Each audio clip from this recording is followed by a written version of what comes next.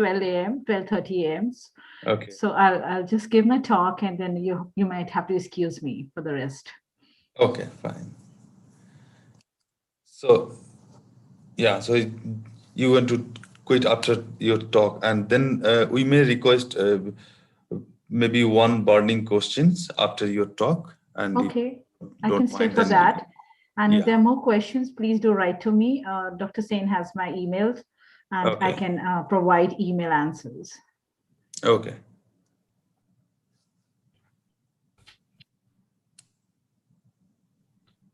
Because yours is the first one, yes.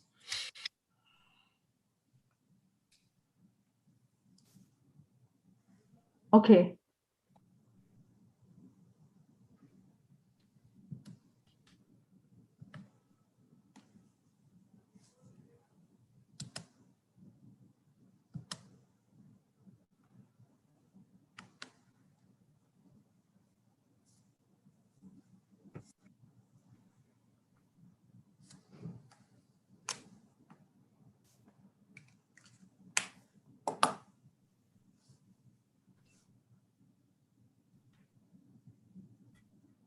Good morning, everybody. On behalf of ISKA, I welcome you all. The chairman of this session is Dr. Varun Dev Pal, and co-chairman is Dr. Soubik Ghosh. Whether he is there? Yes, is there? Yeah, I could see. Dr. Soubik Ghosh is there. Rapporteur Dr. A. Samna.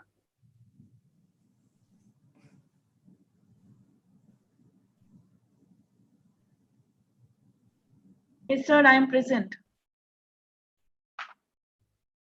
Or co-chairman Dr. Soubik Ghosh is there.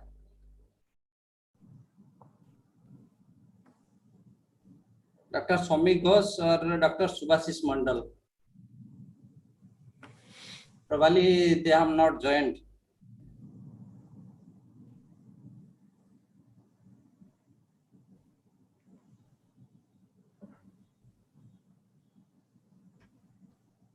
Souvik is writing. Souvik is writing something. Good morning to all, like that.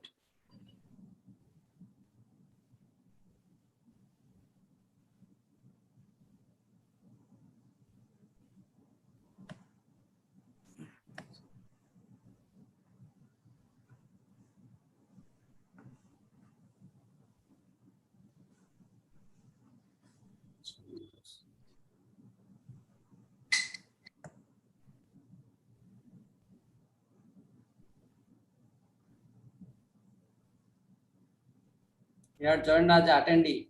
I changed it to panelist. Now he will come.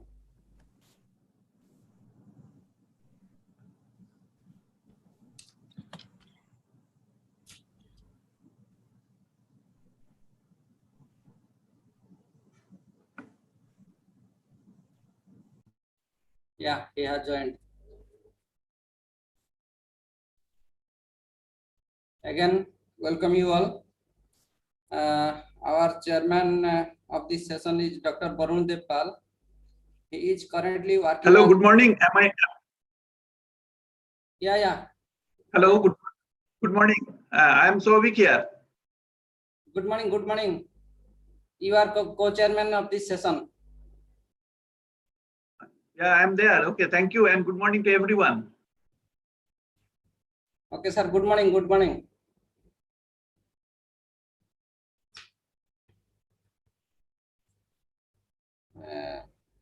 Dr. Varun Dev Pal is currently working as project manager, South Asia at International Food Policy Research Institute, New Delhi.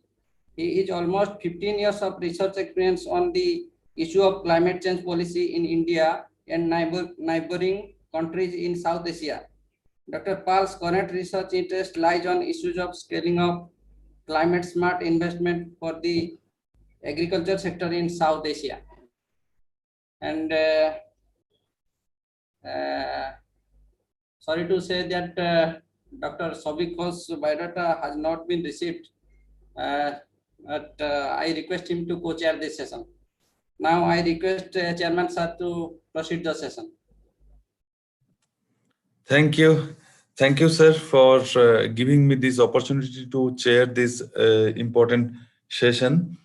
And I welcome you all to this concurrent technical session 1 on the technology impact on socioeconomy, food and income security, and market linkage. And in this session, Dr. Souvik Ghosh will co-chair with me, and I welcome you, sir.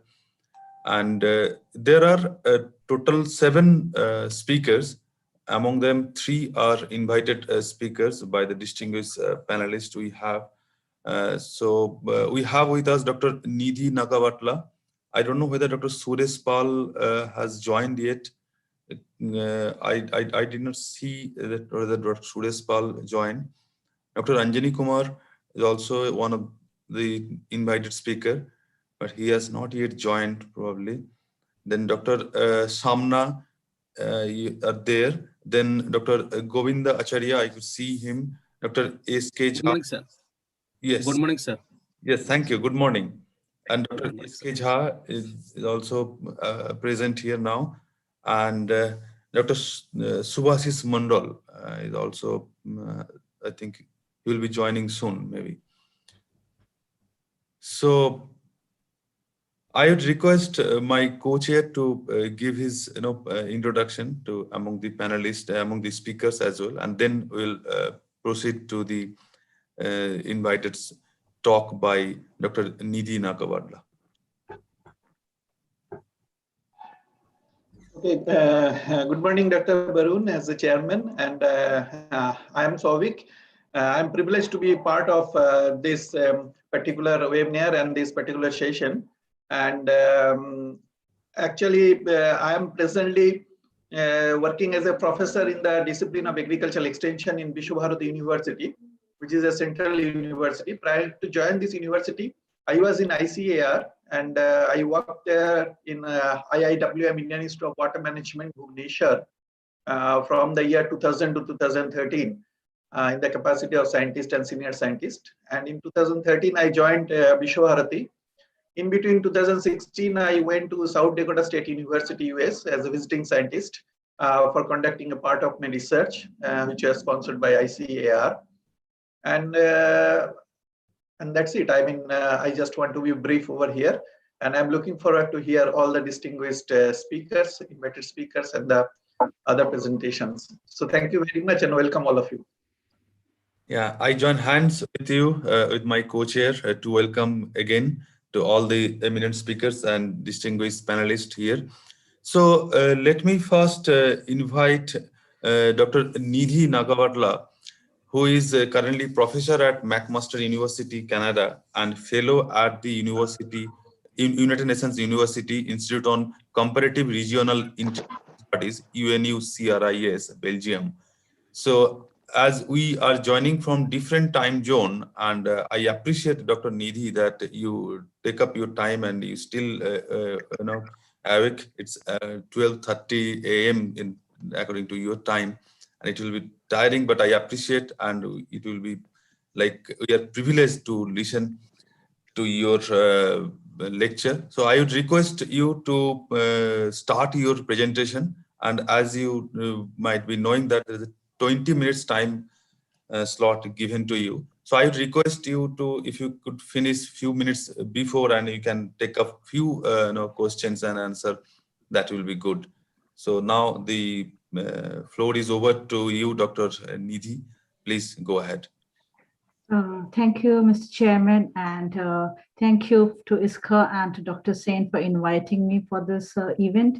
I'm glad to share my perspectives. Let me first share my screen. Please confirm if you can see my screen. Are you able to see my screen? Yes, we can see it, madam.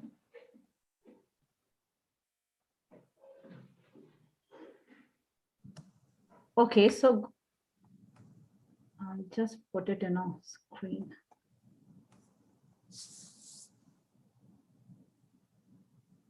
Okay, so let's start the talk.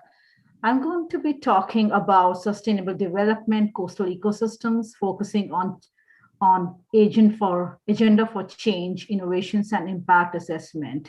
I've tried to tailor my talk within the context of the thematic domain on technology impact on the socioeconomic gender to assess and monitor strengthening market strategy or linkages and business models on and value chains for livelihood security and employment generation.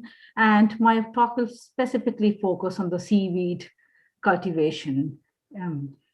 Before I go into the gist of this, let's take a look into why we have to think differently from the past. The World Economic Forum risk reports have in the past years put climate action, water crisis among the top risk factors impacting humanity.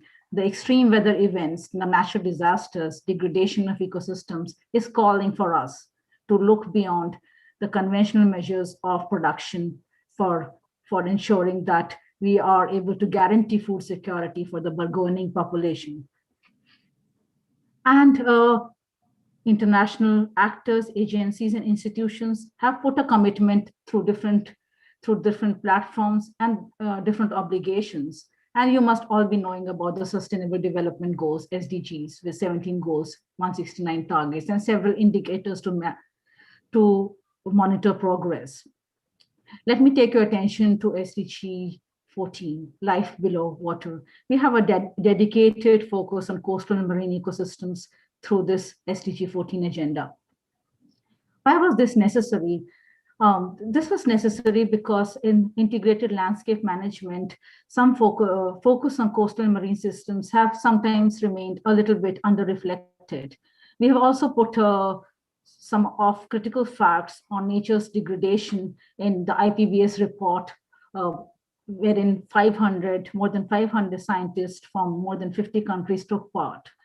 This report brought to the forefront many revealing facts, but something that it brought in front was a dedicated focus on coastal and marine related production systems and biodiversity resources, quoting that nearly half of the amphibians and third of all the marine mammals are threatened.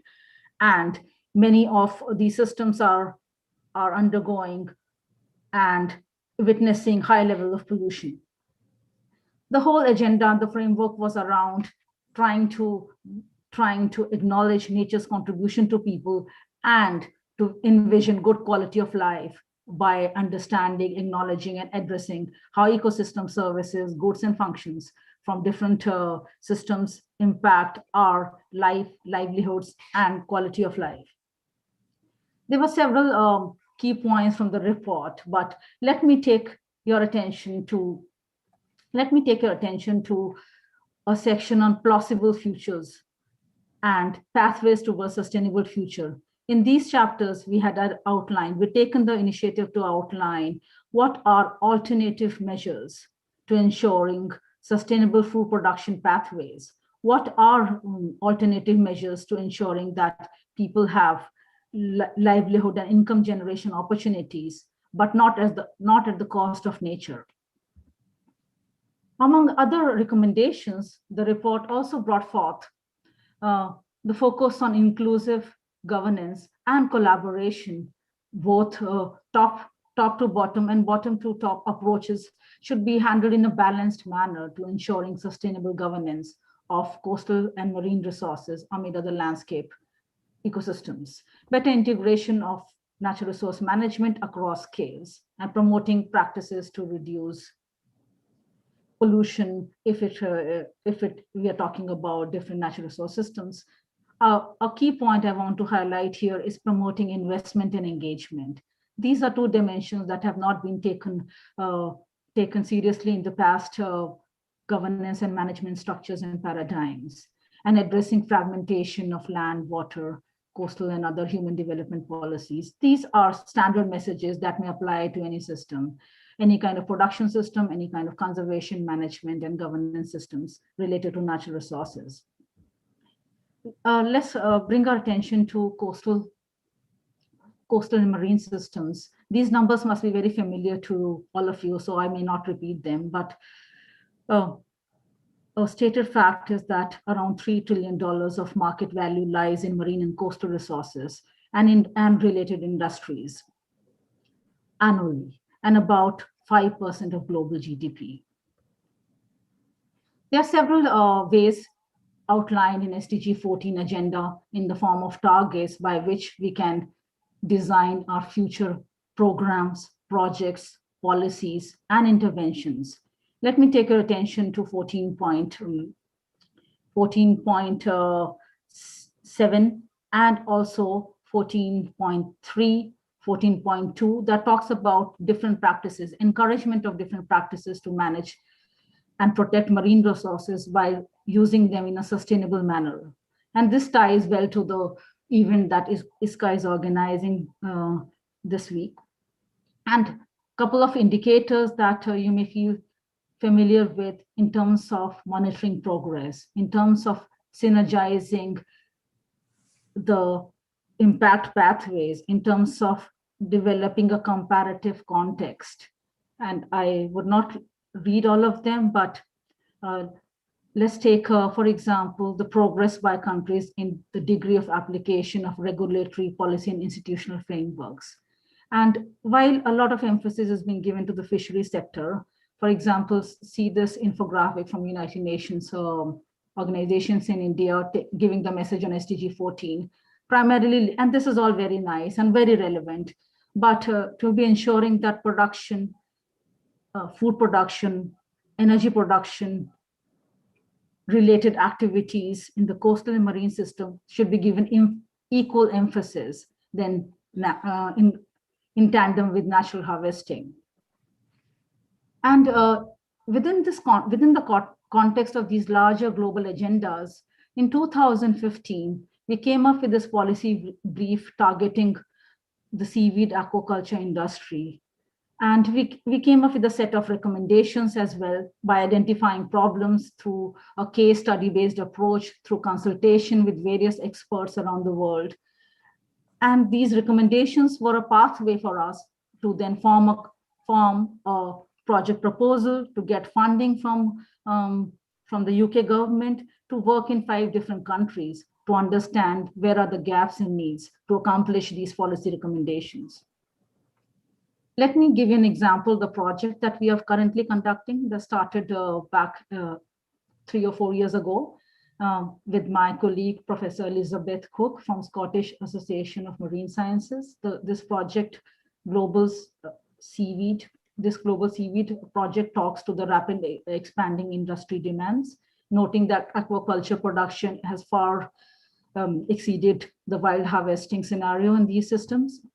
And seaweed contribution is around in the order of 40% of the global mariculture production in 2014, amounting to around $7 billion.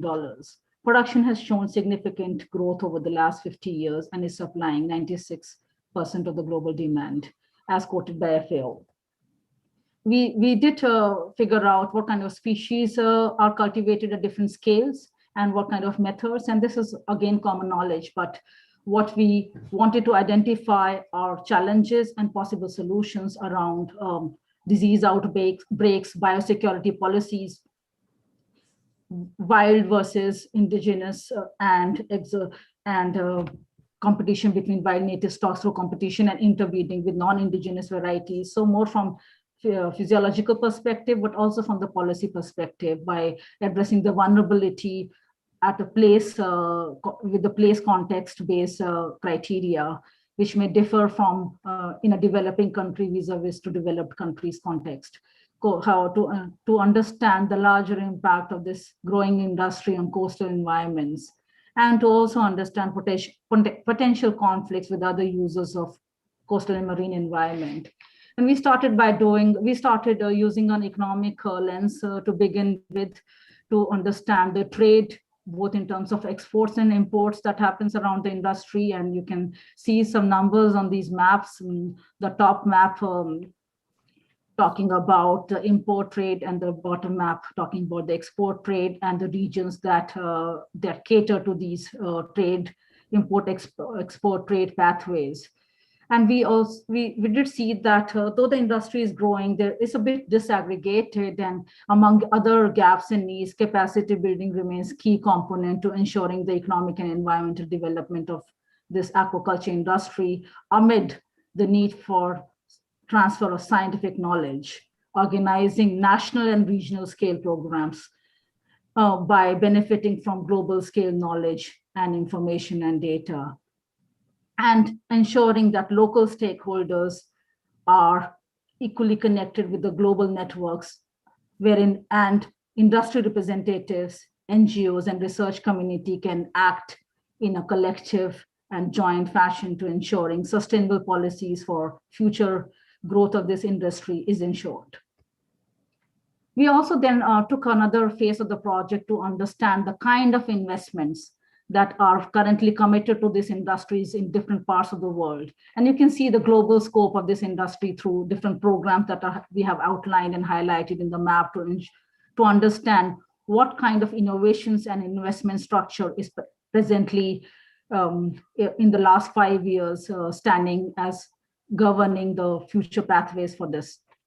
The European Union Organic Aquaculture is committed to funding projects in Norway. Even Canada, especially in the British Columbian part, is experimenting and expanding this sector.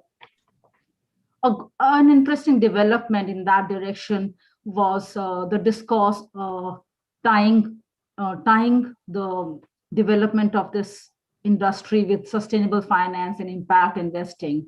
And it was not long ago. It was September of 2020 when the UN Global Compact, on the sidelines of the UN General Assembly, launched the Seaweed Manifesto, and some members of our project participated, especially, as you can see, Professor Flower from Tanzania, who was a part of our project team, and they discussed couple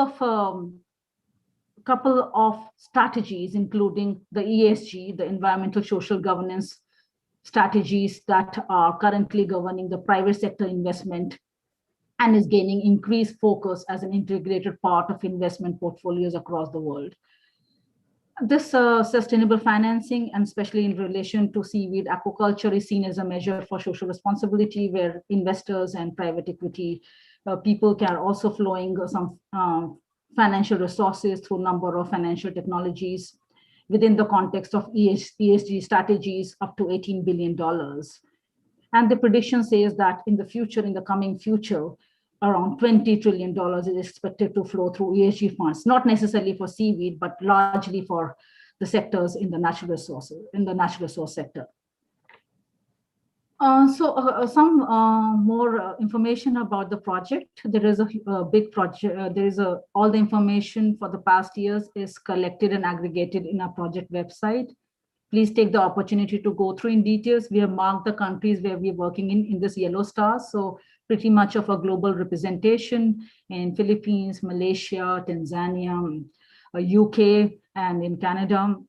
This 4-year challenge program was funded by the Global Challenge Research Fund of the UK under its research and innovation team. And it is bringing together international team of experts in science, policy, and economics from 9 partner institutions across these countries. And you're most welcome to send us a line, or if you're interested in any activity in any of these regions, we are happy to share the information and the knowledge product so far we have generated. We are planning to generate science and information through investigation at the field level, as you can see in this picture. One of our field sites in Tanzania with mostly women involved. And so the gender component is also taken care of. The subsistence level scale of the industry or the scale of production. And they're focusing on different aspects on diagnostic tests for identifying disease and disease outbreaks and pest outbreaks, and to then outlining biosecurity policies. Then also the other cluster is involved in progressive management pathways in collaboration with UN agencies and FAO. Sorry, did you say something to me? No, Dr. Nidhi, you have 2 more minutes. So please. I'm done. Okay. Thank you. You can see that you can see that we are trying to also base some of our investigations. Dr. we have the SK Jha, can you mute yourself? Thank you. So we are also trying to build our knowledge products by the best practices around the world, and we've taken the example of South Korea for in-depth investigation, where you can see how the seaweed cultivation is ongoing in different levels, as you can see through the diameter of the green dot on the map. Different species are grown, and the million-ton production vis-a-vis the revenue generated, which has remained quite stable from 2002 onwards. So 20 years of growth paradigm that provides some insight of best practices and export values as well, as you can see in the lower graph. Then one interesting thing that we noted, and we are trying to see if these practices can be scaled for different countries, is the aquaculture disaster insurance that Korea has put in place. And that has helped Korean farmers to ensure that they are protected against disasters, against natural calamities, and the sector is growing. So there are a number of challenges, but there are a couple of solutions that have been outlined to address those challenges. And I would again highlight the insurance part here. Another thing from a ocean coastal protection viewpoint, they have been trying to use more eco-friendly buoys, one of the structures used for growing these seaweed things. So they have been transforming their sector from use instead of plastic buoys or support structures for growing, they're using more eco-friendly structures. And in terms of weather monitoring, so they are supplying their farmers and production sector with current and live weather information, so they are able to take decisions accordingly. And all this new innovations, use of technology is helping, and this has been I think this has been captured. Can we have the person mute yourself, please? Can be captured, or you can see it captured in international media, even by Nature Conservancy. So the international media is capturing these best practices for the benefit of all. And this is one story from Canada. I can share the slides with you later on, where Canada is also expanding this market with the use of traceability technology that includes product identification and marketing tools, traceability software, and RFID tools. So this is what I have to primarily say.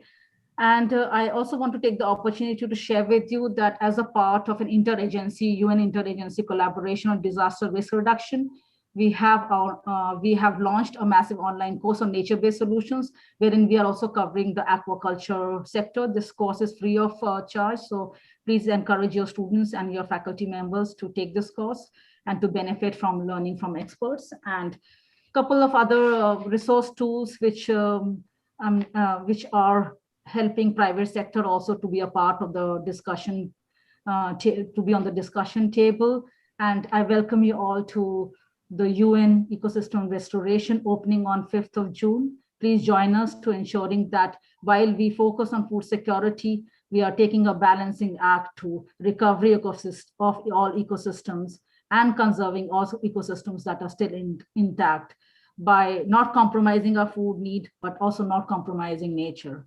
So with that message, join us in Generation Restoration, and let's outline all the best practices from all the projects from everywhere at a local scale to global, to catalog them for wider adaptation and adoption.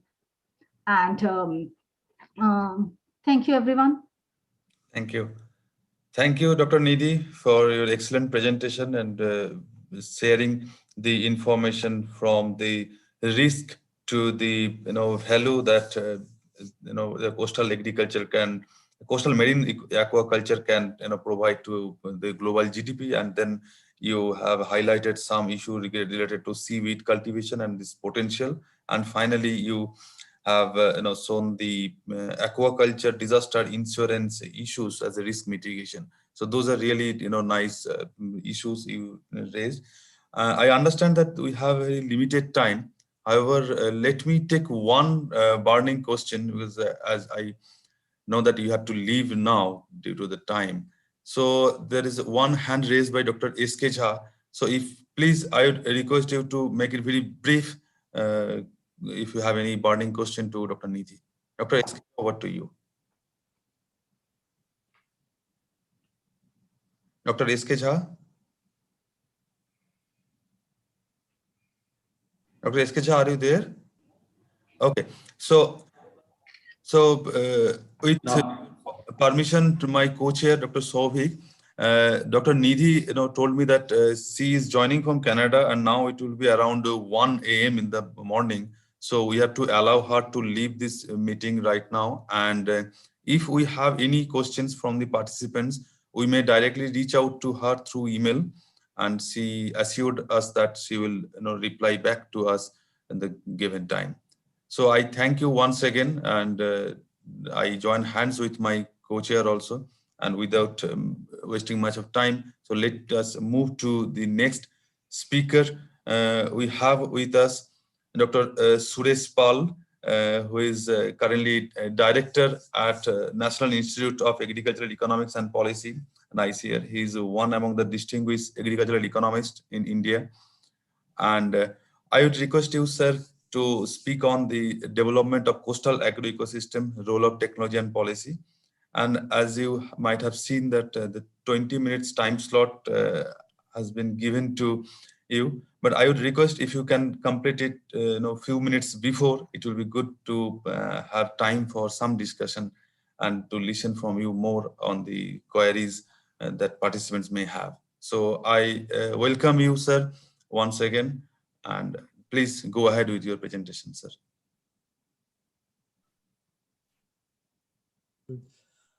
Thank you very much for inviting to this discussion.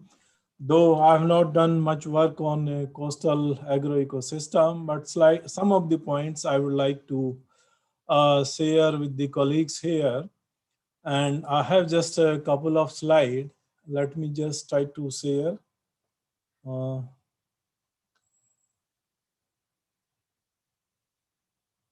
is this?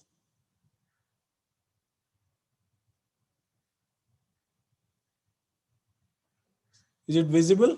No? No?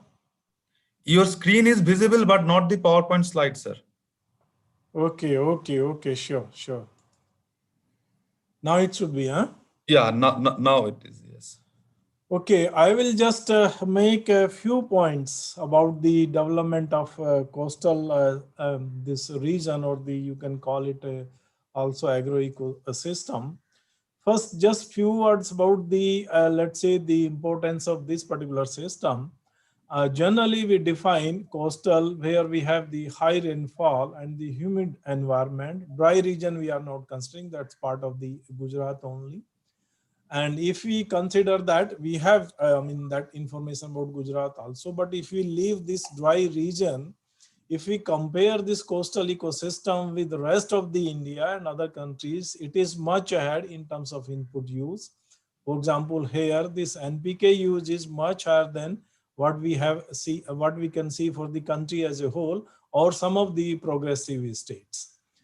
It is not that good in terms of let's say the road density, but in some of the let's say the district we have taken the information not for the state, it is only for the coastal districts.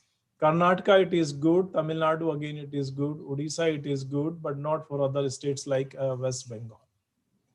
If we just compare the productivity of, let's say, the rice, so it is again much higher for the region as a whole, much higher than what we have for the country. And it is much higher in Andhra Pradesh because there are 2 crops, then Tamil Nadu, and still West Bengal. In almost all the states, coastal districts, we have the higher productivity of paddy. We have the marine production, again coming from this. Livestock population is also there, and considerable production of these fruits and vegetables. So in terms of the economic importance, this system is very, very important, and it is contributing significantly to the this agrarian economy of the country. In terms of area, it is somewhere between, say, maybe strictly close to 7 or 10% here in some of the districts. The other regions, they are also including. So it is slightly higher, but it's less than 10%, you can just say.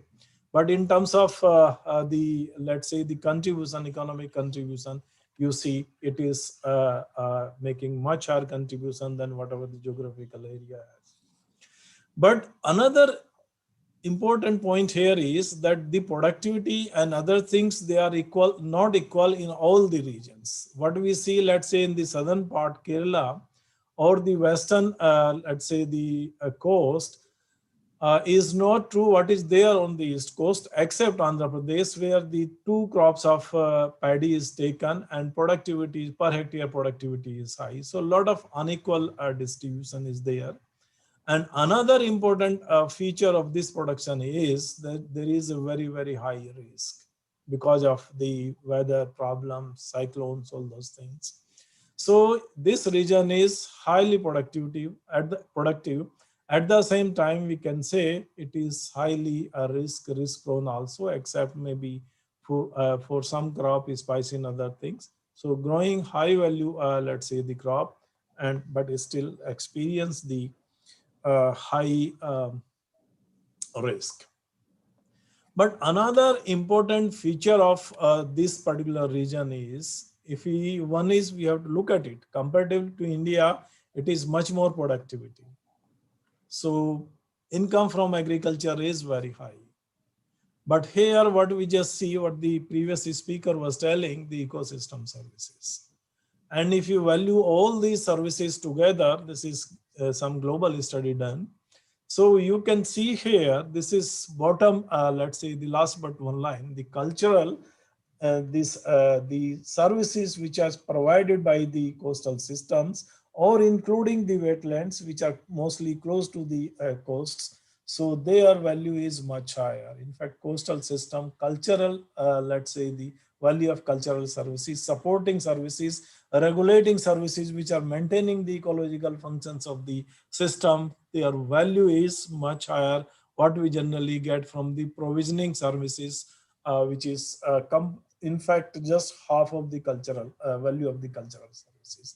So these contributions are extremely important of this particular system. And not only these systems, I mean, there are certain examples which we have seen actually. One is the what we call the the income through the ecotourism. Another is basically it's again providing the protection against the kind of this cyclones, all those things. Even tsunami, it was protected by the mangroves, the kind of protection they have provided.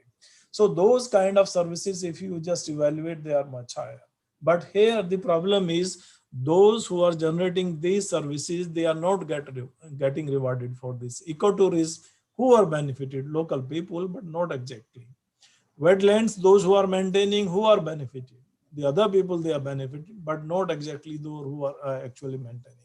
So therefore, this is a question here, how, of course, they get employment, all those things from tourism, all those things, but certainly the benefits they are generating, they are not getting, they are getting only what they are getting through the product, that is paddy, maybe fish, all those things. That's very, very important. So this is one of the important issue. The previous speaker was also trying to highlight this, that these services, these contributions are extremely important. We have to identify this, we have to quantify this, we have to value them, and then see how best those who are protecting these services, those who are providing, so how they can be, incentivized to generate more of these services. That is going to be very, very important.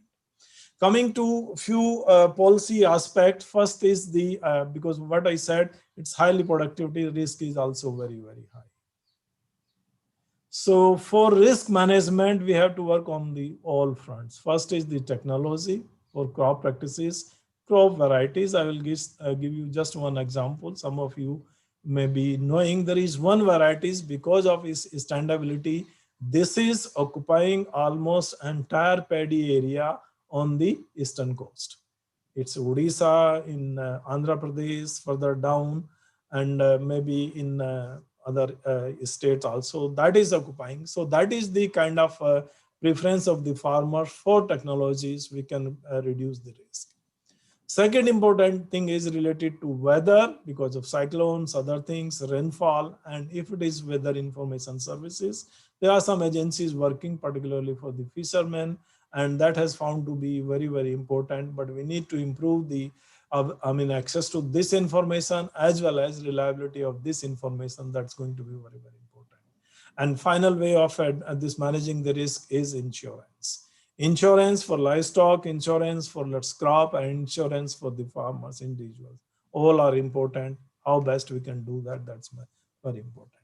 Second thing is because we have very, let's say the high value commodities there.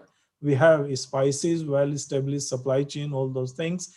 Fisheries, not that well organized. We have a lot of export, but this infrastructure financing and modernization of value chain, that's very, very important. So government has a lot of program, Sampada is there, then processing, agri infrastructure fund, all kinds of schemes are there, but let's see how the investment is going in modernization of these infrastructure in the region, particularly for the agriculture and strengthening the supply chain. That's very, very important because a lot of export coming from these coastal regions, fisheries streams, and there a lot of investment is required. And of course, application of technology to maintain the quality, all those things.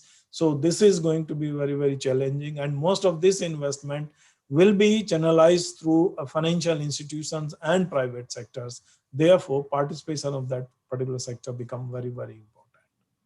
Technology is spread. Technology is very important, and we have studied some of the technologies like some of the fishing nets, mechanization of marine, let's say, fishing. And then we have seen this cage culture also.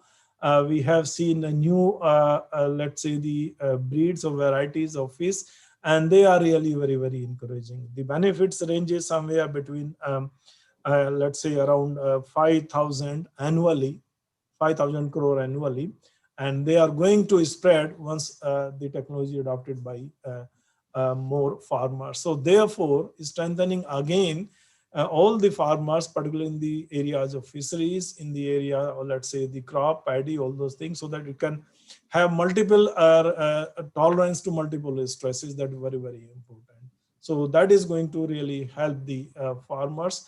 In some of the fruits, let's say, and some of the spices, because they are traditional, those varieties are well established, they are preferred, and because of that, they have the market demand. So they will continue. Maybe we have more focus more on the management practices, but for other crop, we can focus more on the varietal development, all kind of things. Another policy issue which is very important, particularly for the fisheries sector and in the coastal system also, which we have not addressed so far, it is based on some tradition. That is what we call the riparian rights.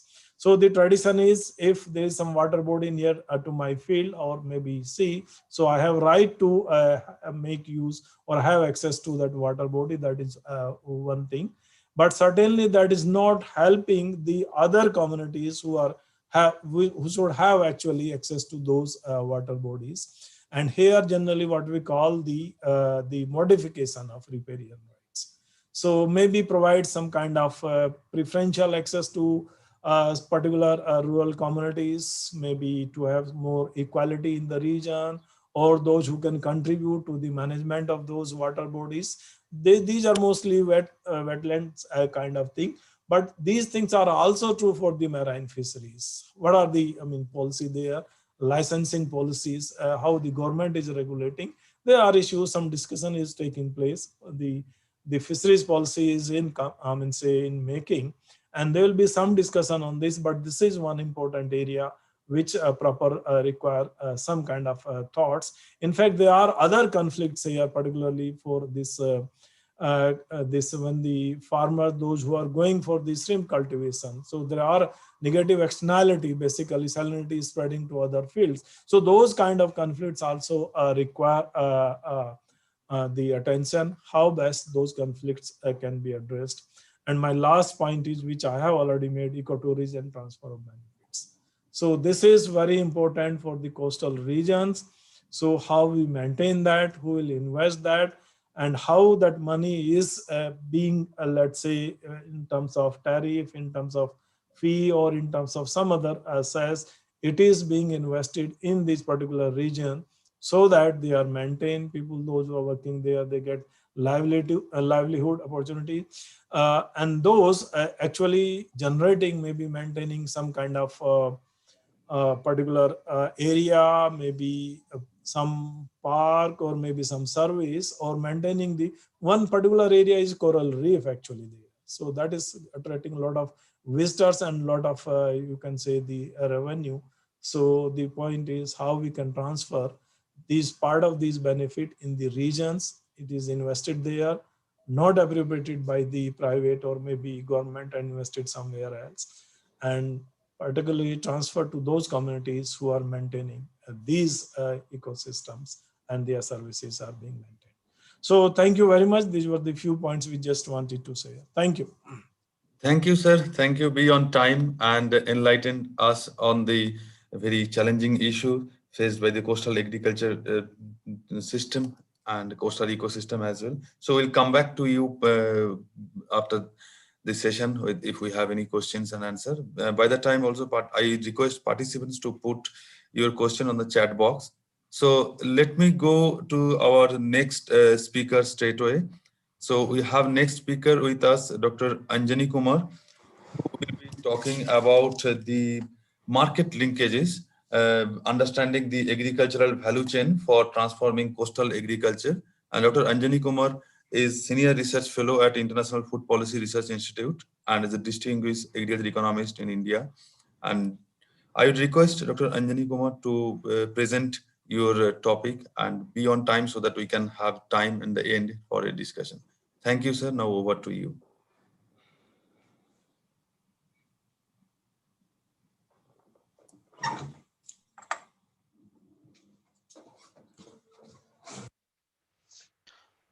Is it visible? My slides are visible? Yes, sir. Yes. Okay, thank you. So thank you, Mr. Chairman, Dr. Suresh Pal, other IC, Dr. Swabik and other colleagues. Thank you very much for giving me this opportunity to get associated with this important symposium. At the beginning, I must confess that I have not worked in a very kind of particular way for coastal agriculture, though in initial phase of my career I have worked little bit on fish.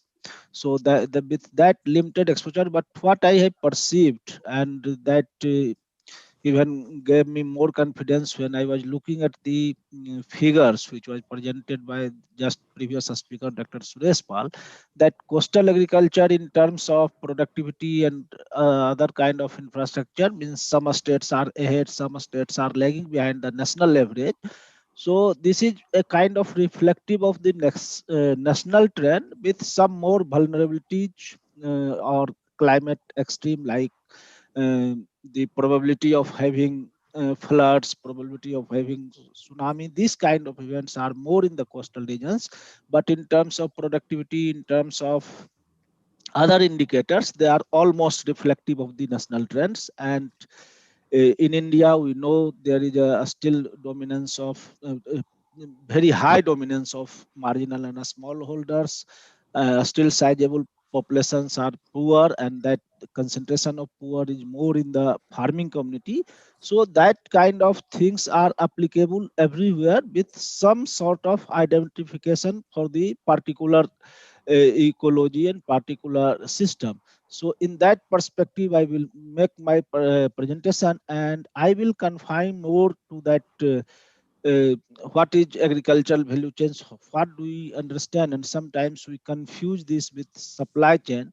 And then who are the poor, who are the poor, how we define poor, and what conditions affect how producers interact. But basically, when we talk about upgradation of value chains, this means implicitly that we want to integrate marginal and the small holder producers with formal value chain. Otherwise, everywhere some sort of supply chain, some sort of marketing chain, some sort of value chains are already there. That could be informal, that could not be very efficient, but they exist. So when we talk about efficient value chain, generally in the hindsight, we think that how to integrate with more modern, more formal marketing chains or value chains.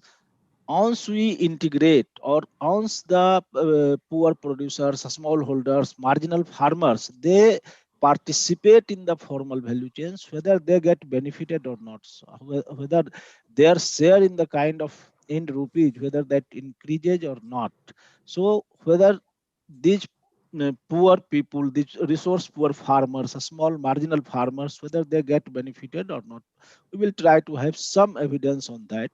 And then what are the special constraints of the smallholder participation in agricultural value chains, and what are some of the strategies we can leverage for increasing the market access opportunities and for better impact. So I think we all know that there are many sequence or steps involved from the production point or even pre-production point to the consumption point, and that sequence of steps and participants as stakeholders involved in the process from production to delivery of a product to market is generally called a value chain. And as I mentioned in my opening remarks itself, that value chain is not entirely identical to supply chain. uh, in value chain, that's at each level of the chain, at each stakeholders level chain, there is some increase in the value, there is some creation of the value. Otherwise it's not value chain. It's just, if you are just assembling and passing to that, that is not value chain. Whether we have done some processing, some grading, some element of value creation along the chain. So that is but supply chain is just process of moving and transforming commodities, not necessarily creating value. So that is the kind of हाँ बनी fine आपने अपना line. Unit change किया क्या? What, sir?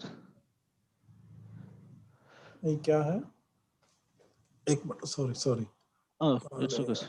Okay. So no problem. Sorry. So, it's okay, sir. No, it's okay. It's okay.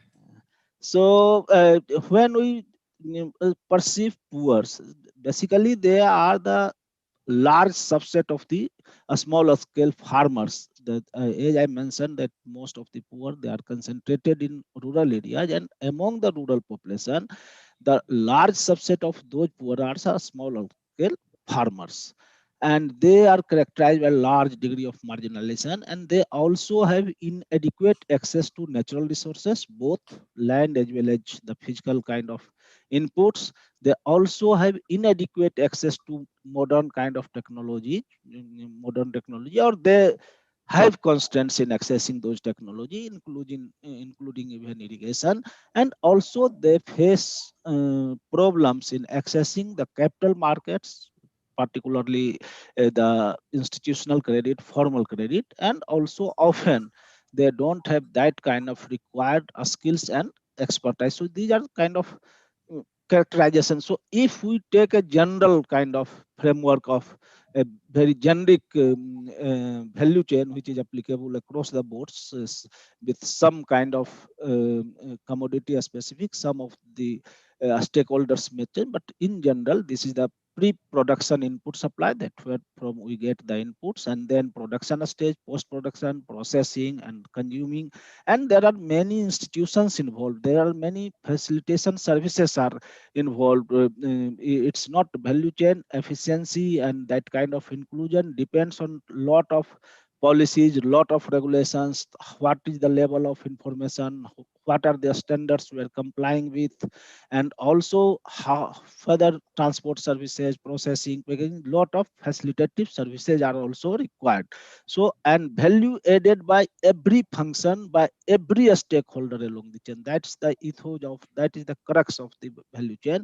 And so who will participate? As I mentioned, when we talk about efficient value chain, generally in the hindsight we have about formal agricultural value chains. So participation can be both, sometimes voluntary, sometimes involuntary. So suppose a firm has operate, or now a lot of discussion about contract farming firms are going to establish that participation, it's voluntary.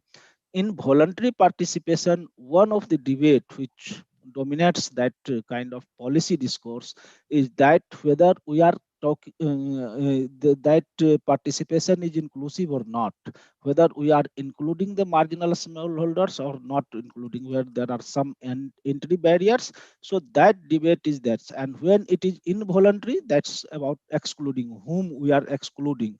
So, and but both mechanisms, how these give options to produce either the step up, means just participate and go up to the stream kind of things, or a step out, means you get out of that chain. You have that option. So who participate? Who participate in the so there are a lot of literature. Many literatures are telling that they are biased towards large holders, they prefer large holders, but many other scholars, they have pointed out not to the modern value chains, they are basically inclusive. Even they prefer marginal or small farmers to reduce their risk, and also but both evidences on the basis of research, they are mixed, but more and more evidences are in favor of inclusion of marginal and smallholders. And we think that in a country like India, where there is a predominance of marginal and smallholders, it's not economically feasible or politically wise to exclude marginal and smallholders, because you have both kind of things, economic favoritism also, because mass production is contributed by the marginal and smallholders. So any entity, even on the basis of economic rationality, they will not it is not kind of wise or rational decision to exclude those producers. And also they have more voices, because their say in the whether it is in terms of operational area or in terms of production has been increasing over time. So both kind of economic as well as political logic uh, are in favor of including the marginal and smallholders. But at the same time, it's not only the economic size of a scale or that's land. There are many other factors which also influence the participation of marginal and small, and that is non-land assets, maybe education, maybe sometimes gender, maybe other socio-demographic factors that also influence the decisions of participation.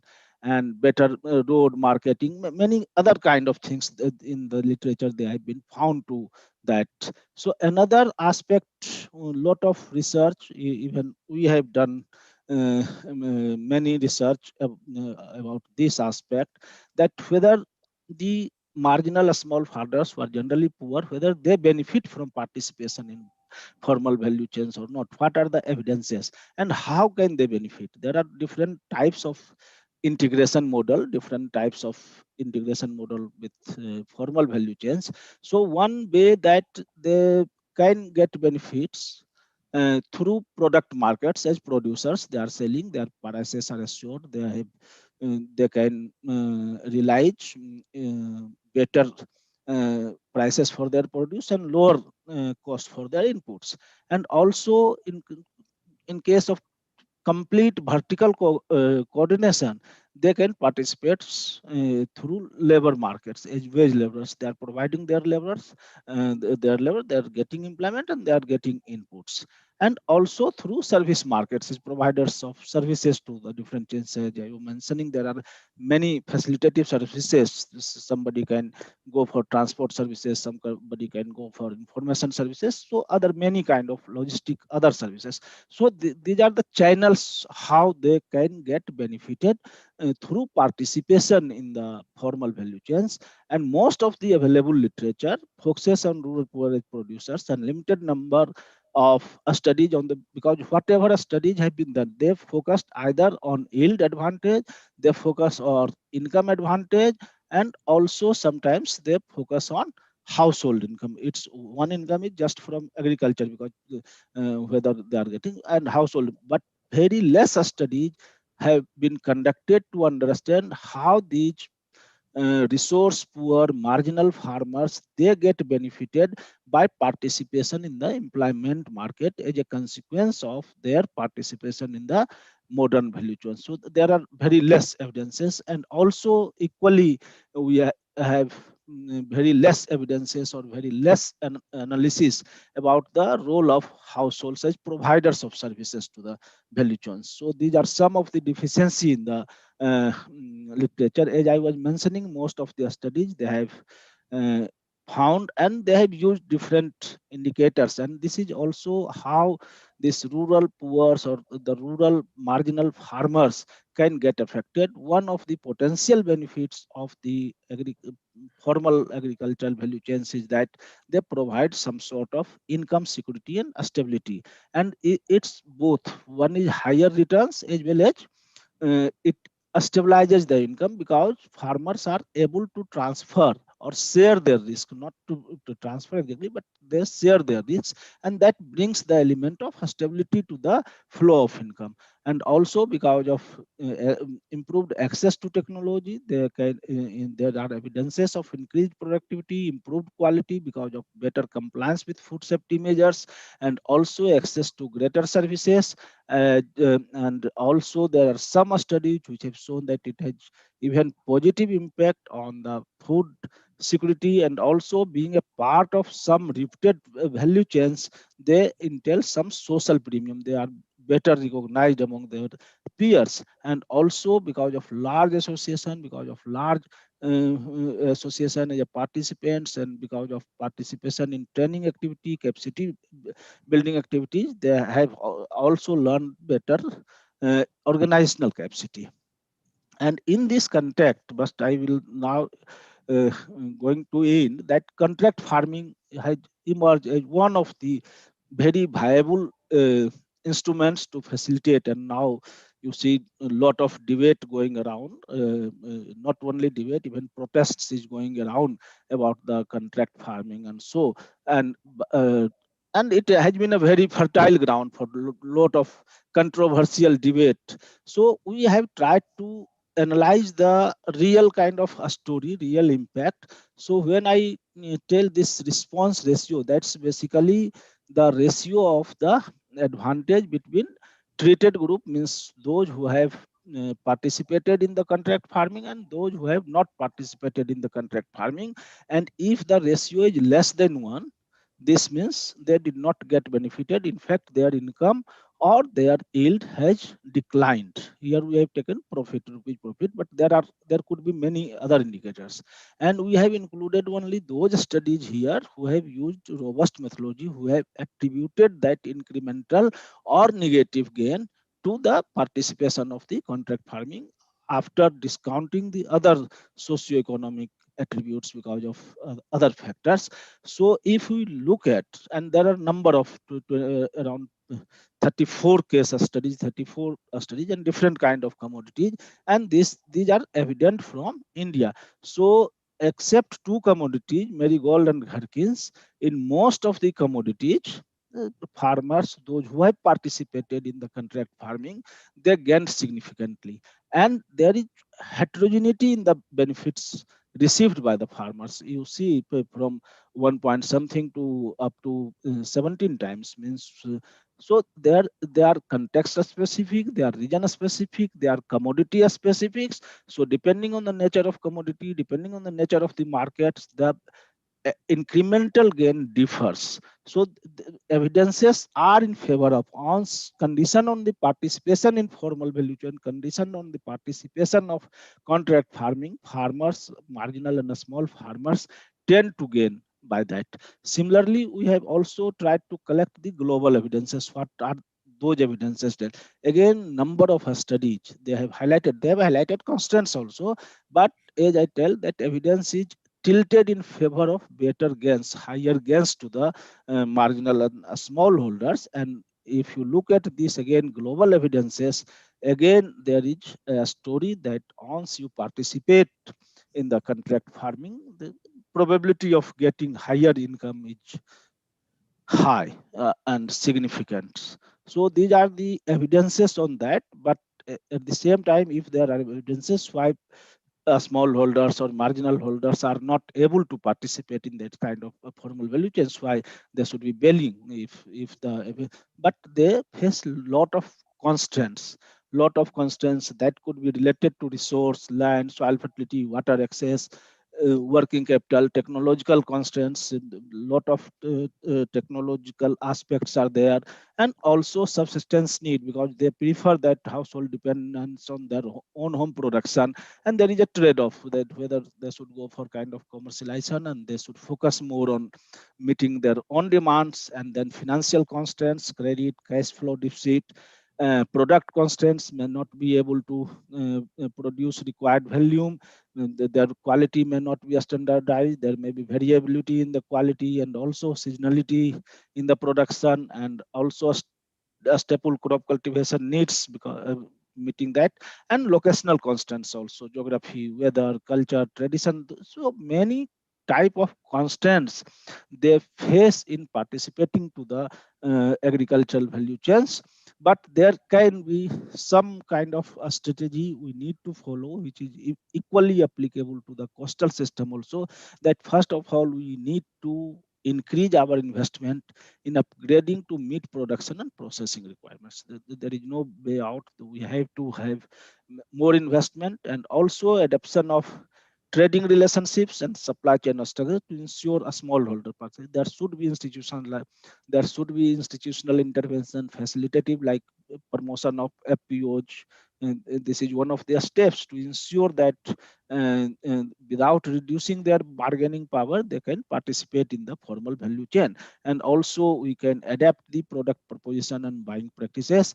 And ultimately we need to ensure investment in broader sustainable livelihood strategies. These are some of the views which I wanted to present.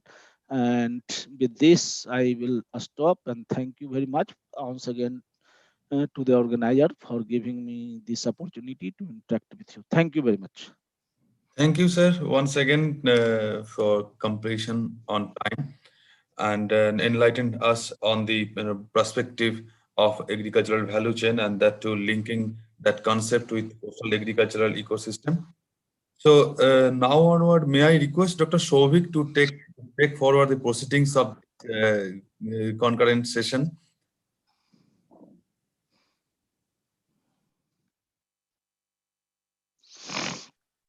Please. Okay, thank you, Dr. Pal. And really, it is very heartening to listen these three other speakers, and their invited lectures really enlightened us on different issues, right from the coastal aquaculture in a global perspective, and very respected Dr. Pal's emphasis that what should be the coastal region policies and the reforms which is needed, and very specifically Dr. Anjani Kumar's very pertinent and very basic things, that how the value chain needs to be strengthened with the emphasis of the marginal farmers and their roles. So now I think that we are done with all the invited presentations, and now we will be having the oral presentation. So in case of oral presentation, I guess that everybody will be getting 10 minutes time. And actually, I am not now having the list of oral presentation, but what I understand that there may be three speakers. Dr. Pal, if you can just help me.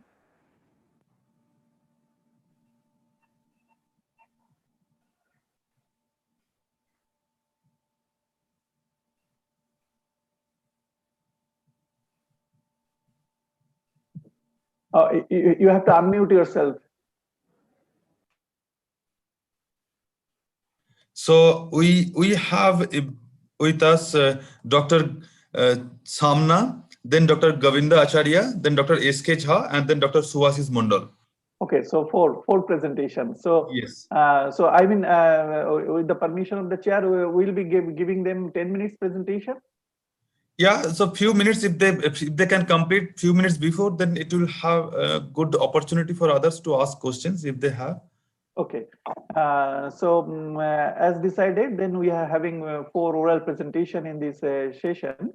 And let's have 10 minutes time. And as chairman has requested all the presenter, if we can finish before 10 minutes, that will be well appreciated. So without wasting much of the time, now may I request Dr. Jha to begin with the oral presentation. Dr. Jha is around.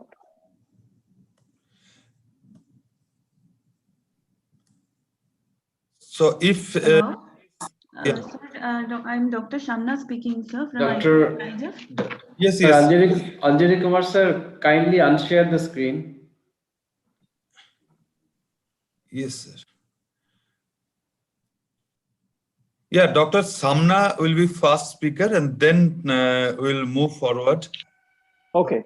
Please, apologize because we are. Excuse me, Dr. Souvik, I am third in the list, so I will be Oh, presenting. okay. Actually, I am not having the list right now on my desktop, so that's why I'm little, but never mind. I mean, Dr. Samna then first, Yeah, please. Yes.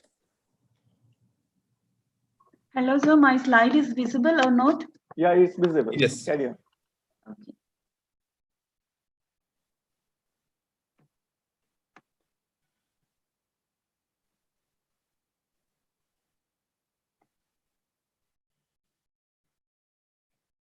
Good morning to all. Myself, Dr. Shamna from ICR Kraija, Barakpur. I am here to present today my topic on impact of jute production technological interventions on farm women empowerment. You know, in India, most of these farmers belong to small and medium farmers category, and it is not different in West Bengal. 96% of our farmers belong to this small and medium farmers category, who is following a jute-based farming system. So there is an immense scope of farm women empowerment if women are involved in this natural fiber-based cropping system to earn income through fiber production, value addition, and value chain establishment. If they follow a jute-based cropping system, there is also scope for other crops that can enhance their food and nutrition security. And value addition through this fiber-based diversified products and value chain establishment will help to have sustainable and higher income from natural fiber-based agriculture for their social and economic empowerment. And all of us know that there is an increasing demand for natural-based products on the eve of this ban of plastic products. So jute-based cropping system is going to have a greater impact on this farmers. I just want to share impact of some interventions that we have taken up in a small village in North 24 Parganas district. We have done, the project was on the enhancement of livelihood security of tribal farmers, which was implemented by ICL Kraija. And there were many objectives. The one which is relevant here I have taken out to assess the impact of technological interventions in terms of participation of farm women in farming activities, and to assess the impact of technological interventions on drudgery and other selected attributes related to empowerment. So we have done a baseline survey and found that the women are actually very active in the village, and we have selected such interventions that will help them to actively participate in the agricultural practices.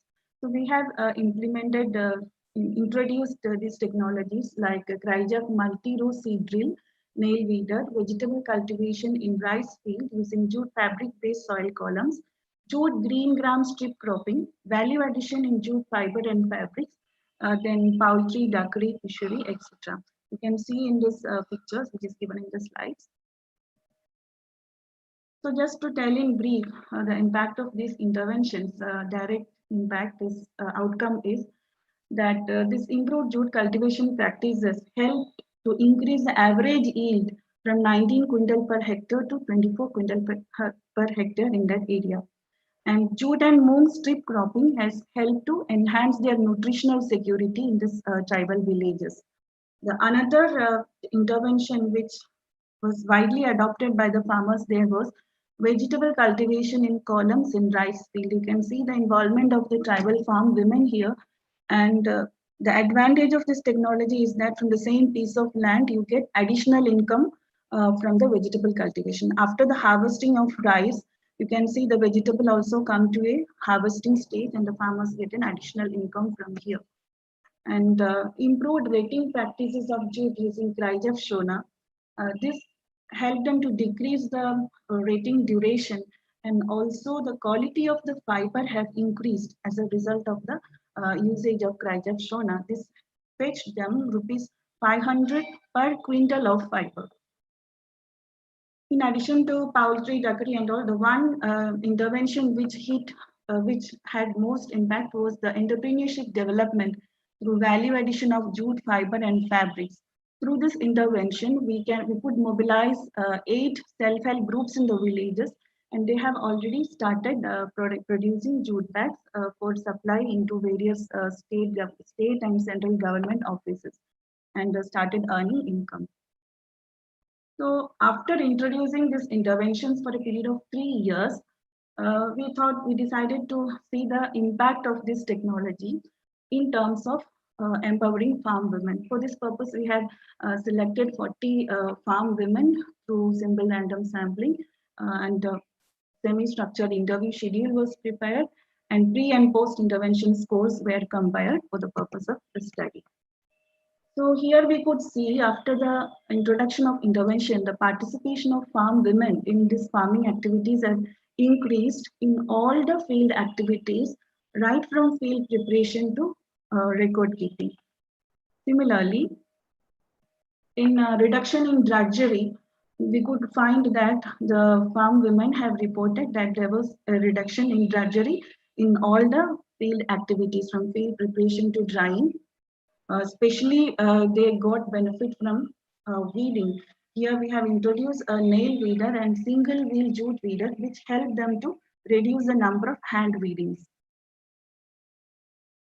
Another thing is that the change in decision-making ability, because the women were educated on different technologies, they were given skill training on how to use the implements, when to apply fertilizers, what are the dosage of fertilizers for the different crops in the cropping system. They were very well informed, and this helped them to take the decision in a better way than their male counterpart. So we could find that the decision-making ability of this farm women have improved. So in overall, we also have studied the personal attributes like leadership ability, individual identity, freedom of expression, economic freedom, decision-making power, managerial skills, and self-confidence. And the self-confidence component was the single component which was having a highest maximum change. Now, I just want to share a success story of a small farm women group who have taken up this value addition part. They have undergone training in ICR Kryjev in 2017, and after undergoing training, those participant trainees, they have registered a group with those 10 participants, and with a single machine, they have kick-started their business of making jute bag. And now, by 2018 end itself, the group would purchase machine for all. They were proud to tell that every member of the group was owning a machine. And recently they have purchased a high speed machine and is supplying jute-based value-added products in both North 24 Parganas and Nadia district of West Bengal. And not only this, they have become expert trainers and are also serving as master trainers in various entrepreneurship development programs. So overall, outcome of the technological intervention, we could find that women empowerment was obviously a part of the impact of these technological interventions. In addition to the economic benefits, resource conservation, employment generation, more social participation. This happened because of the mobilization of the self-help group, food and nutrition security, and rebuilding the confidence among the farm women. So to conclude, we can say that gaining knowledge on specific technologies and skill enhancement of farm women is very much important for their active involvement in farming and thereby their empowerment. And mobilizing the women into groups is the key. And extension activities through a group approach, this will definitely hasten the technology adoption and lead to the empowerment of women. This is the small I wanted to share with the participants. Thank you. Thank you, Dr. Samna. I think this is very pertinent when we talk about the impact in the coastal ecosystem, technology impact, or whatever we wanted to, have in the coastal region. The farm women always play the key role, and you have aptly highlighted the things. So thank you. And if there are any questions, we'll take up at the end. So now the next presentation will be from, now I am having the full list. Actually, I didn't open it. So next presentation is from Dr. Govinda Chandra Acharya. And Dr. Acharya is from Central Horticultural Experimental Station, ICAR, IIHR Bhubaneswar. And the topic of presentation is on neglected edible leafy vegetables, road to nutritional security. So Dr. Acharya, please. Sir, good morning, sir. And it is respected chair and co-chair and the rapporteurs and my fellow participants. So I'll be, if permitted, I will share my presentation, sir. Yes, please.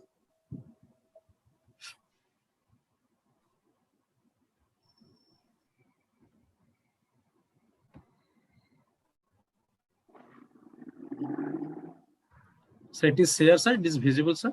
Yes, it's visible. Carry on. Start. With kind permission, I will start my presentation. This is neglected edible leaf vegetables. That is road to nutritional security. And I'm working, sir, in IHR Regional Station Bhubaneswar under ICAR. And this is coming under coastal Odisha, sir. So as you know, this why this is important for our food security and nutrition, sir. If you go through this flora statistic of 2018, we found that 1,200 species of flowering plants and 400 species of non-flowering are under threat, sir. They are now endangered species. Like human population burst, climate, and habitat destruction are supposed to be responsible for these species under threat extensions. Sir, if you even after the repeated warnings about the loss of biodiversity and its key role in food security and nutrition, our production system are becoming very less diverse.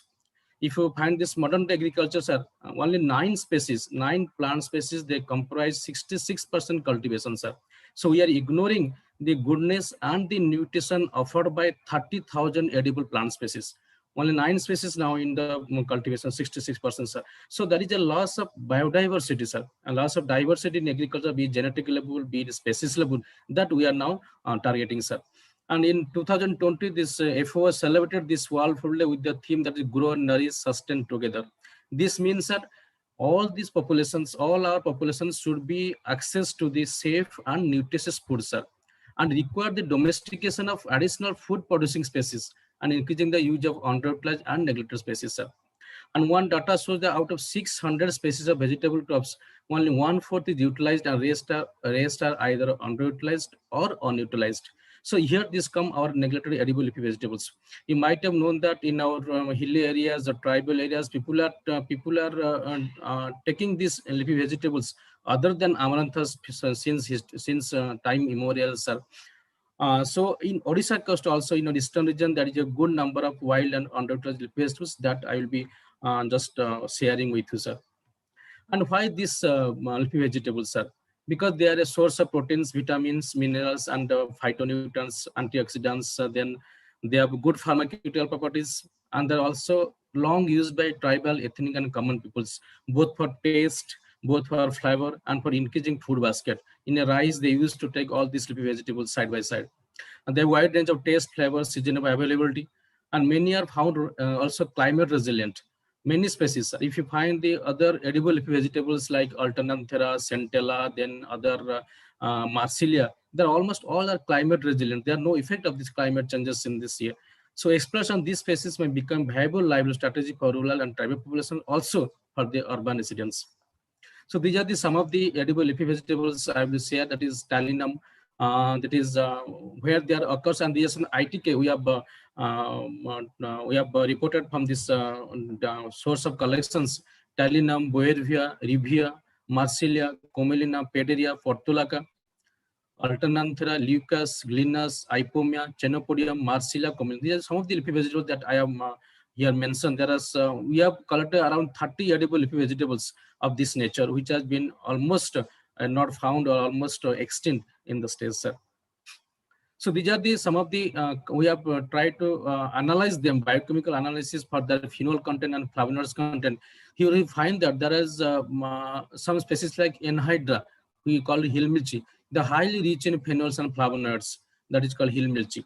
Similarly, in case of you found that micronutrients, iron, manganese, zinc, copper, almost all the leafy vegetables that is which are in that endangered, they are contain a higher amount of iron, manganese, zinc, copper. You can see this as iron, which may be around 300 ppm and around 400 ppm of iron in the leafy leaves. Similarly, manganese also, in case centella manganese around for 250 ppm, sir.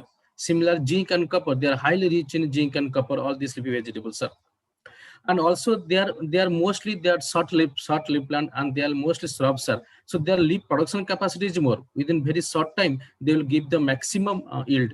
See, I just give some that is the fresh yield. See, just around 19-30 days. Within before half 1 month or around half 1 month, they'll give you the yield. So the yield, as far as yield is concerned, also they are very much helpful along with this biochemical and their micronutrient content. So I'll just come to my conclusions. So the germplasm wild leaf vegetables should be adequately explored for widening our dietary basket, and systematic research. Unless some research has been developed, we should develop some good varieties. We can go for the breeding purpose. We can incorporate their disease resistance. We can incorporate their micronutrient content. We can incorporate their biochemical and phenolic content to other vegetables. So that system research should be there for development of varieties and increasing area and productions. And also, there can be used as a climate resilient crop in the changing climate scenario. So these are some references. Thank you, sir. With this, I conclude my speech. Very short, sir. Thank you, sir.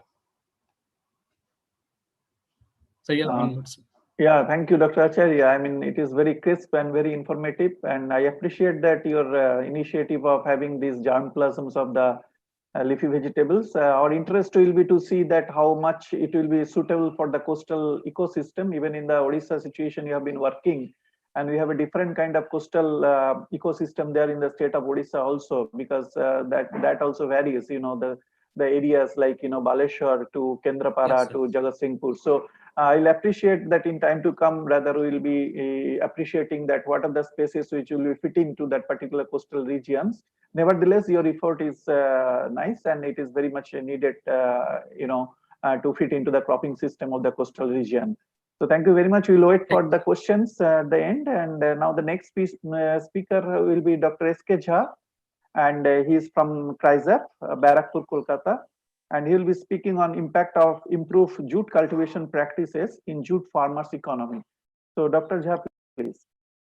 Good morning, Chairman, Rapporteur, and Co-Chairman, my dear friend, Dr. Souvik Ghosh. Am I audible? Yeah, you are audible, please. Okay. So now on this, my topic, I am just sharing is in the screen.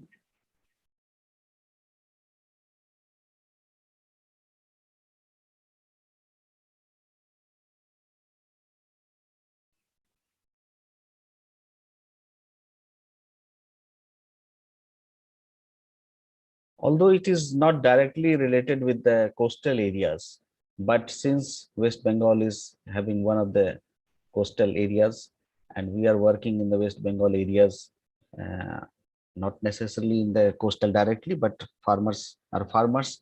So we are just doing our job regarding the dissemination, transfer of technology for jute cultivation. That is interventions related with jute technologies. So it is visible on the screen, na? Yeah, it's visible. You can go. You can go. Okay. Okay. Thank you. So as we all know that West Bengal is the highest jute cultivation area in the India, and out of 87 districts of India, 33 districts which have been prominently identified as jute growing districts, and most of these prominent jute growing districts are situated in West Bengal. The participants from West Bengal might be knowing the Murshidabad, Nadia, Hooghly, North Chobbish Pargana, Malda. These are the most jute growing areas. And the economy of jute farmers, as my previous speaker, Dr. Samna, has also told, very much dependent on the jute, which is regarded as the cash crop of West Bengal. So, and the farmers are mostly small and marginal, so they are quite worried about the high cost of cultivation for the jute farmers. So you might be saying that around 2.5 lakh people are engaged in jute-based ancillary.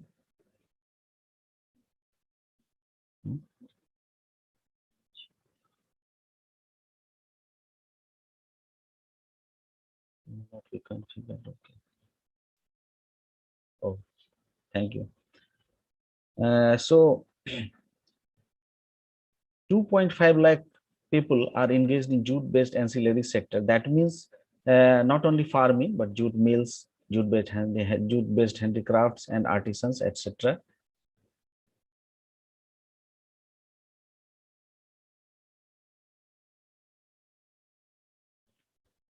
Here we have disseminated 4 important technologies which has already been tried and tested at our field level, and that is why we have done the frontline demonstrations in 5 important districts. One of them important is the improved variety, that is JR204, then Cryogef multi-row seed drill, then Cryogef single wheel jute weeder, and improved rating through Cryogef Sona, that is a microbial consortium.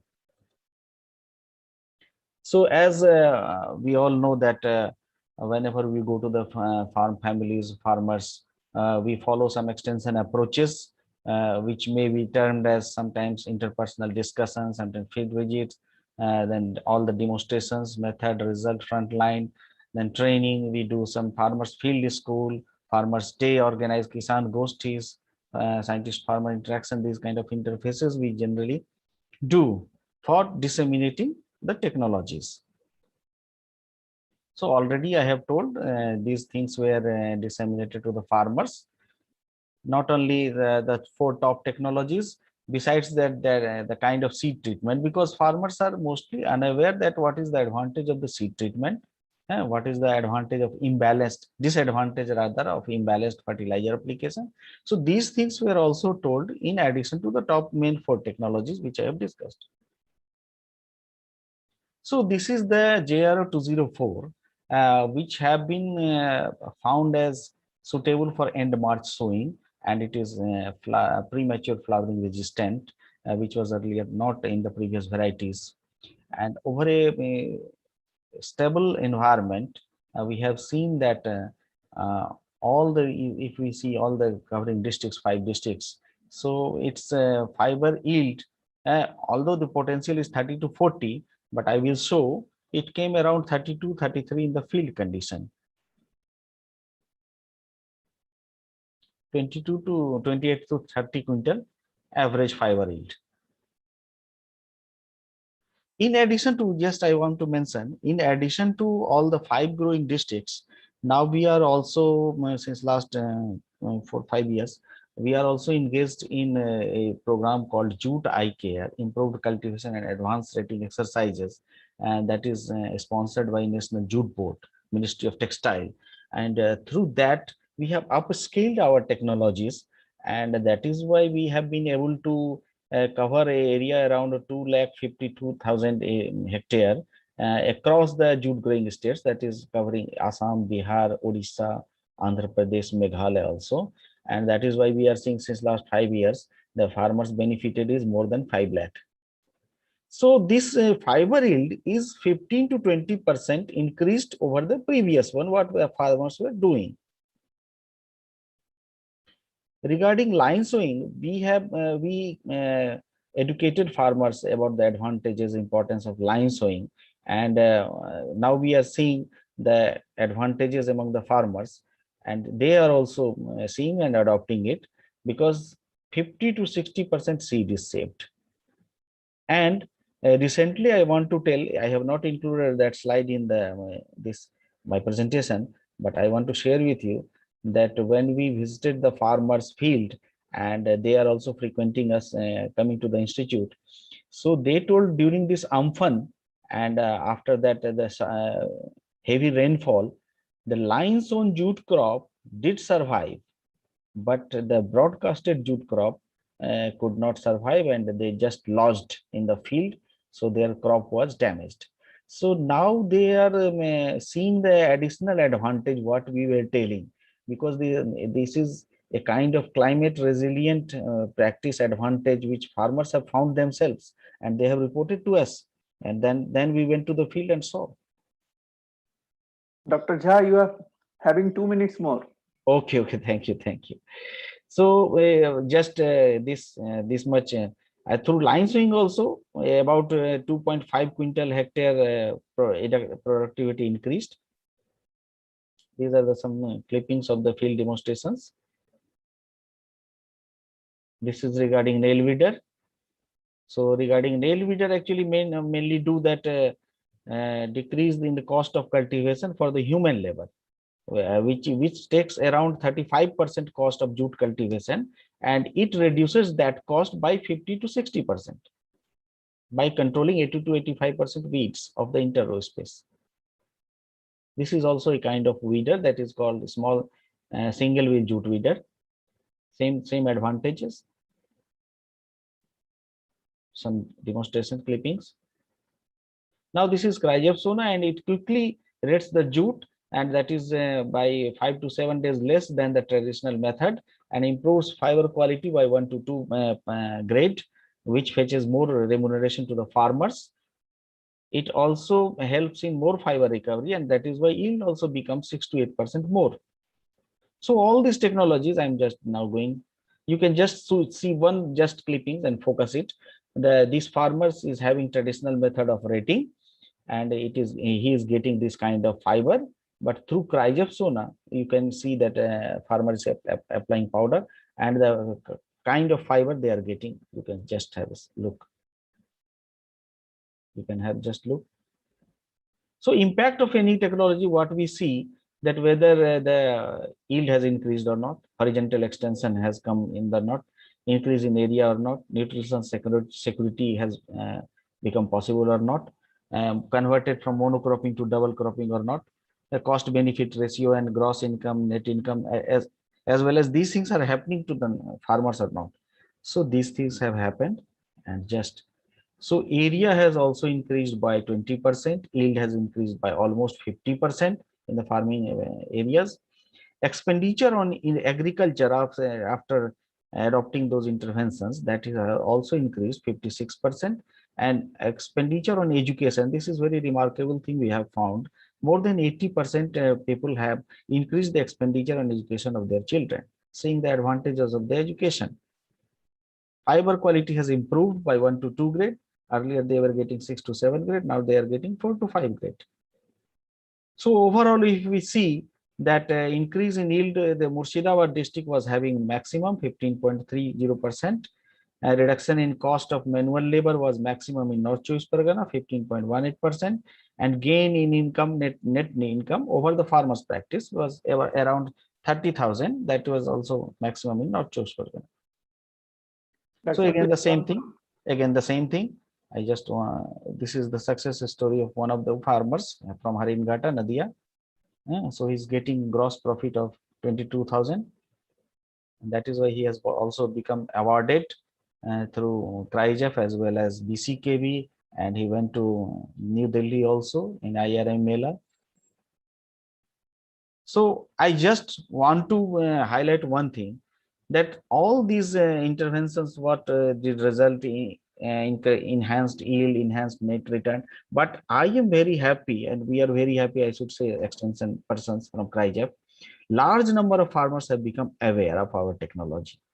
So the awareness is the main thing. I think earlier I have in the middle paragraph I have seen, I have presented that the impact of these technologies have motivated the farmers for larger adoption. So large number of farmers have become aware through about our technologies, which can reduce the cost, and that is the biggest advantage what we have got from this kind of dissemination and this kind of project. Thank you very much. Thank you, Dr. Jha, for aptly presenting the impact of the Cryogenic technologies.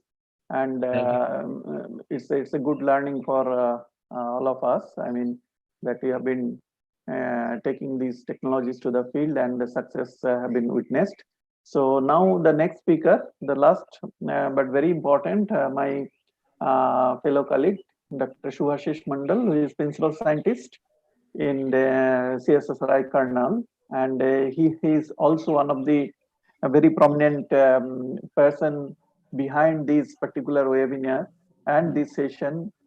He has been streamlining, and he has been really helping the organizers and one of the organizers. So without wasting much time, Dr. Shubhashish, if you can enlighten us, and he will be speaking on food security contribution of coastal agriculture in India, status and policy perspectives. So Dr. Shubhashish, please. Yeah, thank you, Mr. Chairman and Co-Chairman. May I request Dr. Jha, please unshare the screen.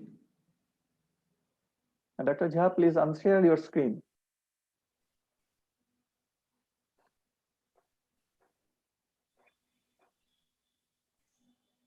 You just click the share. Yeah, right. Okay, Dr. Shubhashish, please.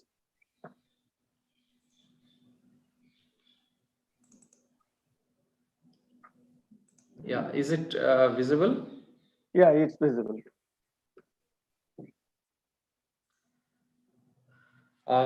Very good morning to all of you. I welcome to this presentation. What I will be trying to emphasize on this coastal agricultural management, particularly, that what is the contribution, that food security contribution of this coastal agriculture in terms of means rice wheat production, particularly, not in the fisheries production, although we know that fisheries is the large contributors. For contribution is coming from the coastal agriculture, but this presentation it is based on this food security contribution in terms of mainly on the rice and wheat, and then some of the policy implications also. My earlier presenters also, they have presented, and I will be highlighting some of these based on our own means experiences. Mostly these are the evidence-based experiences and problem solving. And some of, since I am working with the Central Soil Salinity Research Institute, so I'll be a little biased in the during presentation, that when I'll be talking about the problem, that means I'll be more focusing on the salt affected soil issues in the coastal region. So with this background, we know that this coastal agriculture, how important it is, more than 7,500 kilometer long distance. And mainly if we see that we have two distinct kind of problems, like that we have more water but less water for usable water. That's means lots of water in the Kharif season, but good quality water for irrigation is very scarce during the Rabi season. So that's the problem of more and problem of less we have in this coastal region. So if you see that what is the coastal salt affected soil districts within the states, these are the means Andhra Pradesh, Gujarat, Karnataka, Maharashtra, Orissa, Tamil Nadu, and West Bengal. These are the states I'll be mainly focusing. So around 84 districts it's covering, and then around 54% of these states' population is accounted by this coastal region, and then around 43% of the net zone area it is within this coastal salt affected soil districts. Then in terms of cropping intensity, if we see that it is almost at par with the state level, respective state level, as well as in the coastal districts level, although it is marginally less in the coastal salt affected districts, 128% as against the 132%. Then status of coastal salt affected districts in terms of, if you see the irrigation status, irrigation intensity, that is the gross irrigated area by net irrigated area, it is also that's marginally less in terms of this irrigation intensity in these coastal districts as compared to their respective state level. Then in terms of income, if you see that in the coastal districts, their income is almost at par. Actually, this income is income from the agricultural income from per month per household basis. So it is also it is giving quite good return. But later on, I'll be unfolding that this income, its income is coming, but there is more of this instability of the income is the bigger issue. Rather than at the macro scenarios, we will not find much problem when we'll be working in the grassroots situation, then in coastal agriculture, it is much more vulnerable as it perceived to be in the macro scenarios. So in terms of rice and wheat yield, we know that rice is the major crops both in the Rabi and Kharif seasons, and wheat is a very negligible amount is grown in the coastal districts. So in terms of rice yields, if we see that, yes, it's quite a good yield is coming in these coastal districts. If we compare with the agricultural, means coastal agricultural at state level, district level, as well as the state level rice yield, if we compare, then it is marginally less in what is performance in the coastal districts across these states. And but this is the major crops, this Kharif season and Rabi season. In terms of wheat yield, it is I think it is very negligible crops, and mostly it is based on this rice-based cropping systems. Then contribution of rice and wheat productions, if we see that in terms of rice production, it is within this means around 43% of the total rice production of these states is coming from these coastal districts or within the states. In terms of wheat production, it is in the Gujarat and Karnataka and Maharashtra, this major productions within these salt affected soils districts in the coastal areas, because they have Gujarat, Karnataka, Maharashtra, they have the larger coastal areas. So it is a sizable amount is wheat production is coming also from these coastal districts in these states. Then in terms of rice and wheat together production, if you see that around 37% of the total rice and wheat productions, it is coming from these coastal districts within the states. So in terms of production and consumption demand of rice and wheat in coastal districts, if we compare, then if we see that production in terms of means what is the current level of production is done by these coastal districts, and then consumption pattern in terms of per capita consumption based on this, if we per capita consumption of rice plus wheat, if we taking into account rice plus wheat, then we see that yes, it is in terms of means rice plus wheat consumption, it is means the production is not surplus in that in the coastal districts. It is mainly because of that it is not the wheat producing, as wheat production is less, but wheat consumption, for example, in the Tamil Nadu and then your Andhra Pradesh, there are wheat is consumed in other forms, but wheat is not produced within these coastal districts. So it is in terms of rice, it has surplus production, but in terms of wheat, it is the lesser production. That's why overall food security scenario, if you see rice plus wheat consumption scenario, then it is means deficit areas in terms of food production, in terms of rice plus wheat. So we can the rice, in terms of rice, they can supply to other parts of the states, and they can take the wheat from the other parts. So now I'll be coming to the what are the different technologies that has been developed mostly for the coastal agricultural management. So if we talk about the coastal agricultural management, natural resources, so soil and water is the key critical resources. So it is the land shaping is the first one. Different kind of land shaping technologies are very much popular, and they're suitable for the coastal region, particularly for the high rainfall and waterlogged situation. So these are mainly paddy cum fish, deep furrow and high ridge, shallow furrow and high ridge, and then brackish water aquaculture. So different types of land shaping technologies are there. Then Dorobu technology and skimming of fresh water. Then subsurface drainage of waterlogged saline soil. This we have a large scale demonstration in the Karnataka, Maharashtra, and recently we are doing in the Gujarat area also. Then alternate land use system like agroforestry, then bio drainage to combat waterlogging and secondary salinization.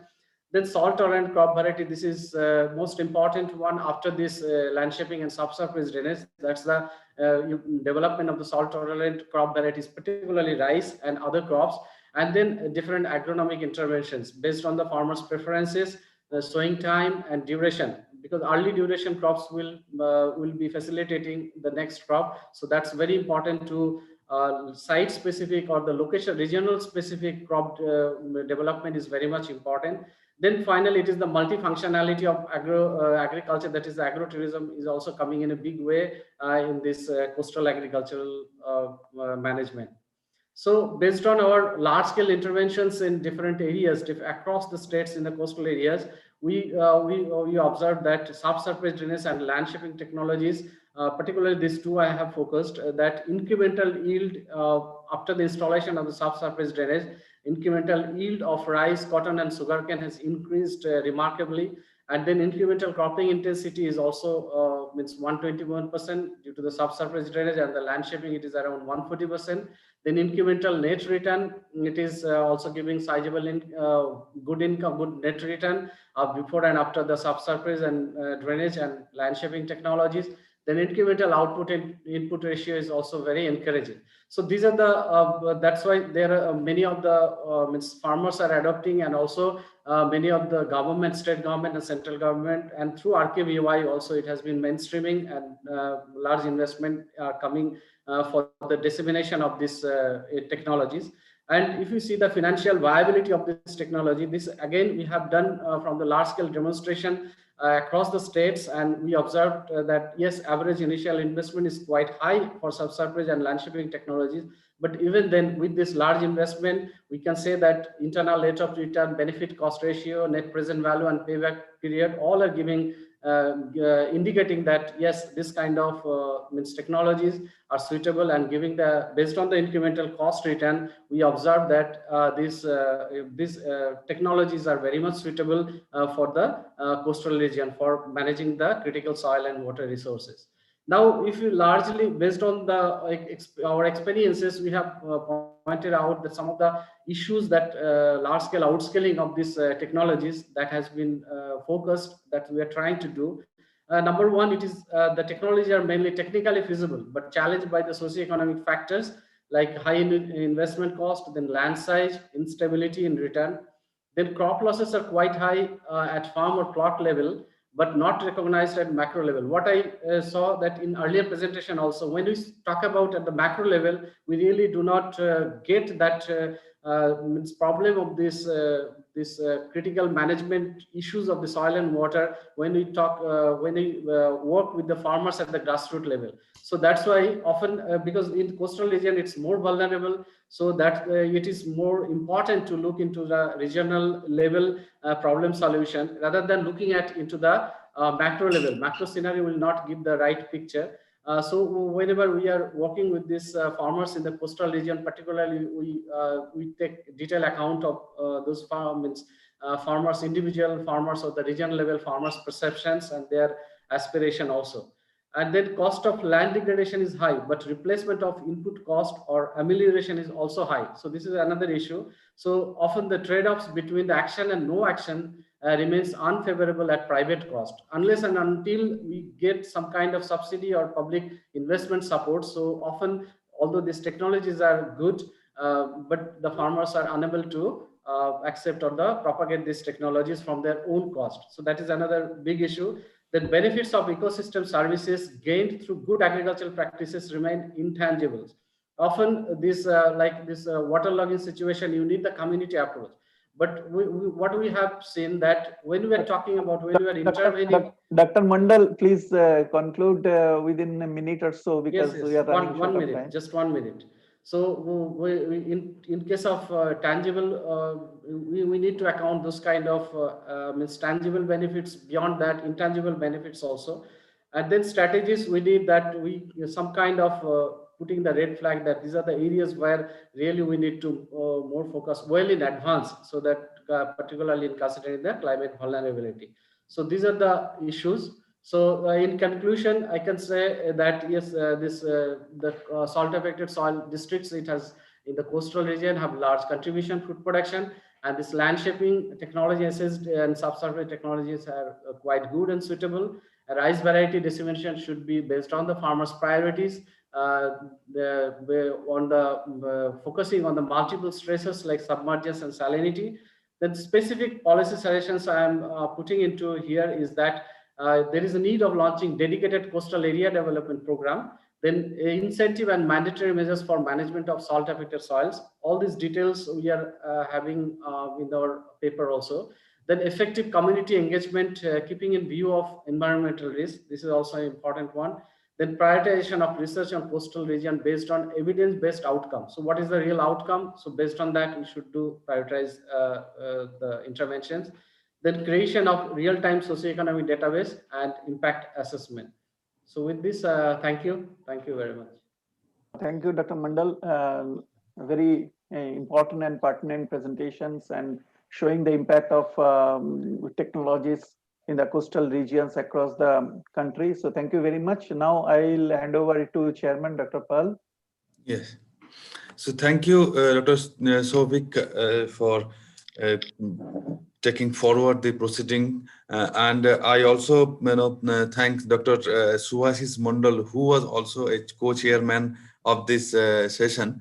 And given the paucity of the time, I think we may not have time for the question answer. So let us conclude this session by giving few remarks. So I would start from our co-chair. If Dr. Subhasis Mandal, if you have any overview of the session, so we should not spend more than 30 seconds because already we crossed the time and I got a message that we have to complete it within time. So three of us can just take 1 to 2 minutes to wrap up this session by expressing our remarks on the entire session. So I start with Dr. Subhasis Mandal. If you have, please give few remarks on the Thank you, Chairman. I think we have a lot of stuffs, policy issues, particularly in this session.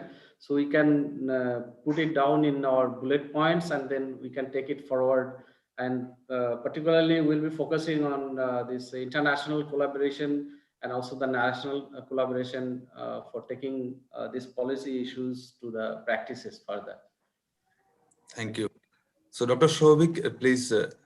Yeah, I think that, this is not much to discuss in the sense, as Dr. Mandal said, that we started with the importance of coastal aquaculture and the policies regarding it. And then, of course, the value addition, and in the value chain, the integration of the small and marginal farmers. And of course, the coastal region is very specific for fitting into some crops besides the paddy, the kind of crops like jute and the leafy vegetables, which are advocated by one of the speakers. And in Dr. Mandal's presentations also, we have come across the lot of technological interventions in terms of land configuration, as well as the cropping system manipulations, and all those things should come up in the policy form.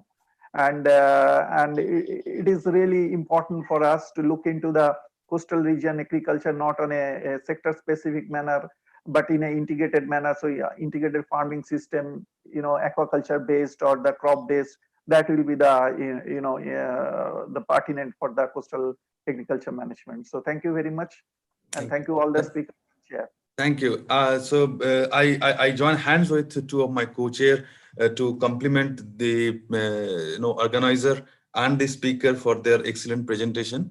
So I would like to say one thing, that the session had two parts basically. The first one was by the invited speaker, and invited speaker laid down the foundation. What I think our technical presentations, they made it and they justified, and they answered some of the questions that raised by our invited speaker. So we started with the marine system, then we. Dr. Suresh Pal mentioned about challenges, infrastructure challenges, technology challenges, and Dr. Anjani Kumar mentioned about the market linkages. And when we moved forward, then we understood that there are a lot of technologies going on, practices are being changed, and changes are happening as well. And some institutional arrangement is going on. So I think we need to strengthen those, and we need to come up with the macro policy perspective of the government. I agree with my co-chairs on that perspective. And finally, the food security issue with Dr. Subhasis Mandal has highlighted. So I think in this session, we covered almost the technology, institution, policy, and food security issue. So with all these remarks, I congratulate once again all the speakers for your time. I thank my co-chairperson for nicely conducting this session. And also I thank our rapporteur, Dr. Samna, for putting your effort. So with that, I conclude this session, and I thank you, the organizer, for giving me this opportunity. Thank you, sir. Thank you very much. On behalf you. of Thank Indian you very Society of Coastal Agriculture Research, I'd like to express thanks to chairman, co-chairman, rapporteurs, and all the speakers. Thank you very much. We are going to start the next session in the same route, but we will have to link through the different link. That will be, the session is on the innovative ICT application and effectiveness of ongoing government schemes and their contribution. I welcome all of you to join in that session. Thank you very much. Thank you, Dr. Burman. Thank you. Thank you. Thank you, Dr. Thank you. Thank you. Thank you, Dr. Sir. Thank you all. Thank you all.